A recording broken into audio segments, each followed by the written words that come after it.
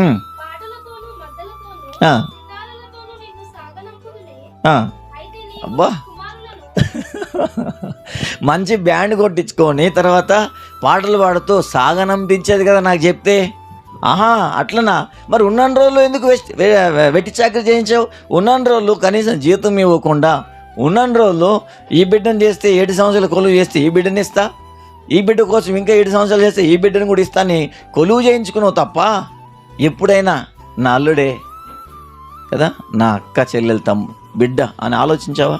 ఎప్పుడు ఆలోచించలే. స్వార్థం కొరకు ఆలోచించాడు. హల్లెలూయా కదా. ఒకరిని పోయి ఏం చేశాడు, ఇంకొకరిని తీసుకొచ్చి పెళ్లి చేశాడు. అందుకే పాస్టర్లు కూడా అడుగుతూ ఉంటారు, ఆ ముఖం మీద ముసుగు దియంగానే, అయ్యా పూల పండ్లు చూసినమ్మా ఏమైనా, ఫస్ట్ స్టార్టింగ్ చూసిన ఏమైనా, అప్పుడు ఈయనకి డౌట్ వస్తుంది చేసుకుని, ఆయనకి కొద్దిసేపు చూస్తాడు ఏమైనా అంటే, అప్పుడేమో మేకప్ లేదు, ఇప్పుడు